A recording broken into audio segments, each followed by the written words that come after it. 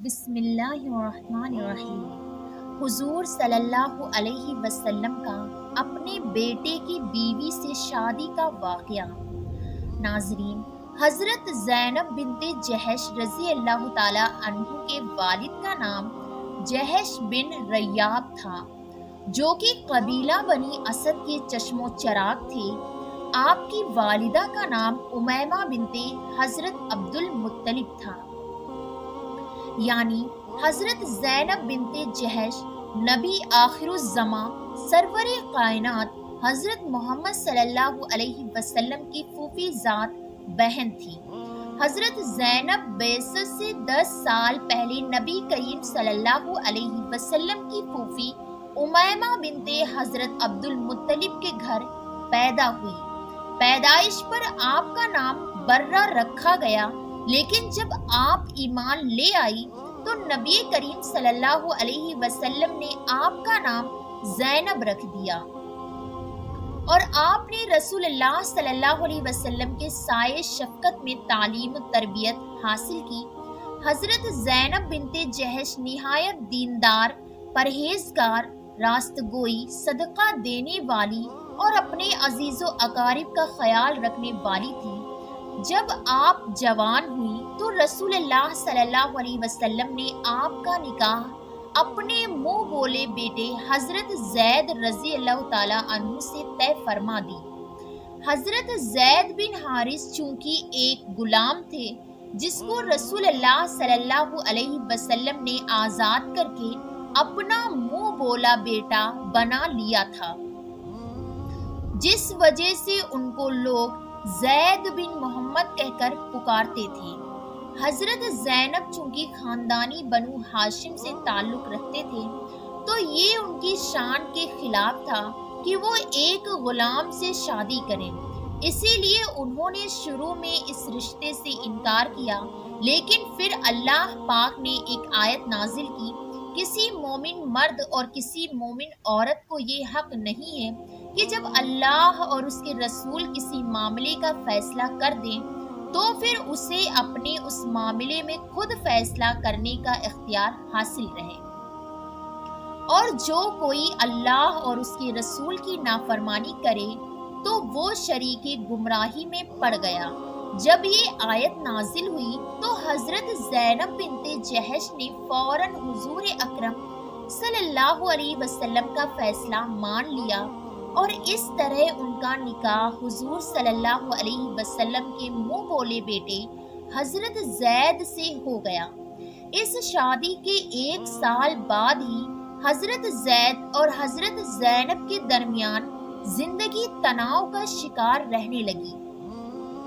رسول اللہ صلی اللہ علیہ وسلم کے منہ بولے بیٹے حضرت زید ایک دن حضور اکرم صلی اللہ علیہ وسلم کی خدمت میں حاضر ہوئے اور عرض کی، یا رسول اللہ، یہ نکاح اب مزید نہیں چل سکتا، ہم دونوں کی طبیعت بالکل جدا ہے۔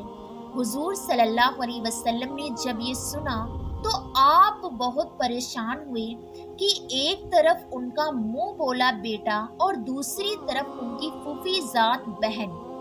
رسول اللہ صلی اللہ علیہ وسلم نے حضرت زید کو اس بات پر راضی کیا کہ کچھ عرصہ اور گزاریں، ہو سکتا ہے آپ دونوں کا گزارا ہونے لگے۔ اس بات کو قرآن مجید میں اللہ پاک یوں فرماتا ہے، رسول، وہ بیک وقت یاد کرو جب آپ اس شخص سے کہہ رہے تھے کہ جس پر اللہ نے اور آپ نے احسان کیا ہے کہ اپنی بیوی کو اپنے پاس رہنے دے، اسے نہ چھوڑ اور اللہ سے ڈر۔ لیکن اللہ پاک کی رضا یہی تھی کہ حضرت زید اور حضرت زینب بنت جہش میں طلاق ہو جائے، اور وہ طلاق ہو بھی گئی۔ اب حضور صلی اللہ علیہ وسلم افسردہ ہوئے، اس لیے سرور کائنات حضرت محمد صلی اللہ علیہ وسلم نے یہ فیصلہ کیا کہ وہ اپنی طلاق یافتہ پھوپھی ذات بہن سے نکاح فرما لیں اور انہیں ازواج مطہرات میں شامل فرما لیں۔ لیکن رسول اللہ صلی اللہ علیہ وسلم کو پریشانی اس بات کی تھی कि अरब का रिवाज था कि मुंह बोले या ले पालक बेटे को असली बेटा समझा जाता था। इसीलिए मुंह बोले बेटे की बीवी से हरगिज शादी नहीं की जा सकती थी। इस पर अल्लाह पाक फरमाता है, और आप उस वक्त को याद कीजिए, वो बात अपने दिल में छुपा रहे थे जिसे अल्लाह जाहिर करने वाला था, और आप लोगों की तानो तस्नीम से डर रहे थे, हालांकि अल्लाह उस बात का ज्यादा हकदार है कि आप उससे डरें। खैर, रसूलुल्लाह सल्लल्लाहु अलैहि वसल्लम ने हजरत जैद को हजरत ज़ैनब के पास अपने रिश्ते के लिए भेज दिया। हजरत जैद ने पर्दे में रहकर हजरत ज़ैनब को हुजूर सल्लल्लाहु अलैहि वसल्लम का पैगाम दिया कि अल्लाह के नबी आपसे निकाह करना चाहते हैं। हजरत ज़ैनब के लिए ये खुशी और गम के बजाय बेक वक्त खबर थी। खुशी इस बात की कि क्या अज़वाजे मुतहरात में शामिल होना दुनिया का सबसे बड़ा एजाज है, लेकिन गम इस बात का कि मैं तो हुजूर सल्लल्लाहु अलैहि वसल्लम के मुंह बोले बेटे जैद की तलाक याफ्ता हूँ। पूरे अरब में ये बात फैल जाएगी। खैर, हजरत ज़ैनब हजरत जैद से फरमाने लगी, मैं बगैर इस्तिखारे के इस बात का फैसला नहीं करना चाहती। ये बात जंगल की आग की तरह पूरे मदीने में फैल गई कि मोहम्मद सल्लल्लाहु अलैहि वसल्लम ने अपने मुंह बोले बेटे की बीवी को निकाह का पैगाम भेज दिया है।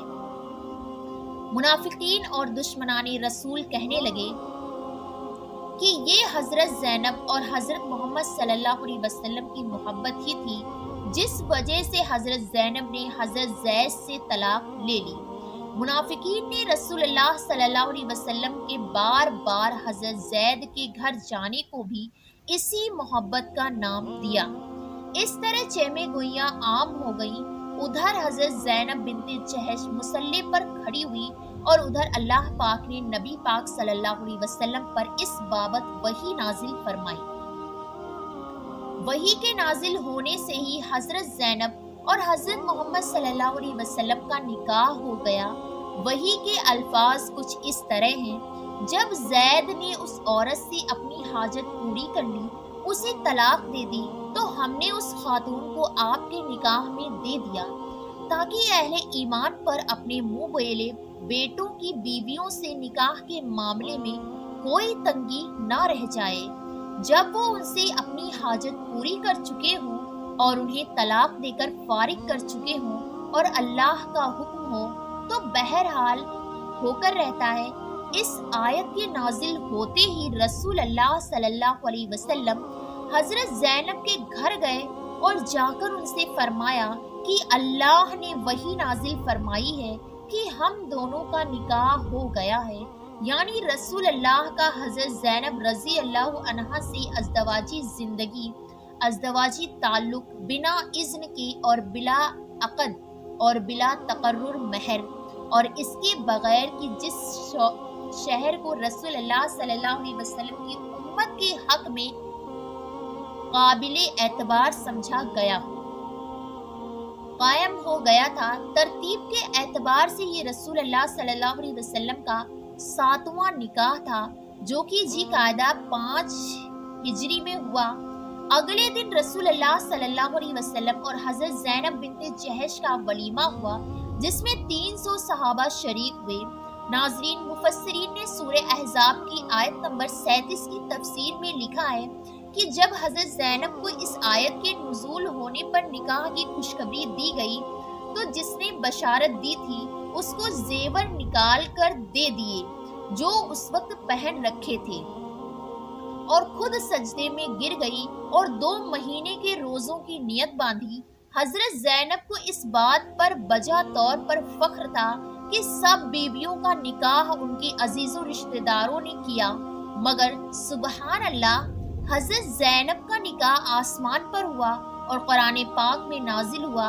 इसी वजह से वो हजरत आयशा से मुकाबिला भी किया करती थी कि उनका निकाह आसमान पर किया गया, जैसा कि हजरत आयशा रज़ी अल्लाह ताला अन्हु फरमाती हैं कि अज़वाजे मुतहरात में ज़ैनब बिन्ते जहश ही थी جو رسول اللہ صلی اللہ علیہ وسلم کی نگاہ میں عزت و مرتبے میں میرا مقابلہ کیا کرتی تھی۔ پیارے ناظرین، حضور اکرم صلی اللہ علیہ وسلم کی اس شادی کی فضیلت یہ ہے کہ اسلام نے مساوات کا درس دیا ہے، اسی لیے رسول اللہ صلی اللہ علیہ وسلم نے ایک غلام کو آزاد فرمایا اور پھر ان کو منہ بولا بیٹا بنایا، پھر انہی سے اپنی پھوپھی ذات کی شادی بھی کروائی، اور جب حضور اکرم صلی اللہ علیہ وسلم کا نکاح زینب سے ہو گیا تو زمانے جاہلیت کی اس رسم کا بھی خاتمہ ہوا کہ منہ بولا بیٹا اور لے پالک بیٹا بھی اصلی بیٹے کے حقوق رکھتا ہے۔ حضور نبی کریم صلی اللہ علیہ وسلم نے اپنی ازواج سے فرمایا تھا کہ میں تم میں سے سب سے پہلے مجھ سے وہ ملے گی جس کا ہاتھ لمبا ہوگا۔ چنانچہ رسول اللہ صلی اللہ علیہ وسلم کی اس دنیا سے پردہ فرمانے کے بعد ازواج مطہرات اپنے ہاتھ ناپا کرتی تھی، لیکن ہاتھ کی لمبائی سے مراد حضور صلی اللہ علیہ وسلم کا اشارہ فیاضی کی طرف تھا، کیونکہ حضرت زینب بنت جہش بے حد سخی اور فیاض تھی، تو سب سے پہلے رسول صلی اللہ علیہ وسلم کے پردہ فرمانے کے بعد کچھ عرصے بعد 20 ہجری میں آپ بھی اس دار فانی سے کوچ فرما گئی۔ آپ کو جنت البقیع میں سپرد خاک کیا گیا۔ السلام علیکم ورحمۃ اللہ۔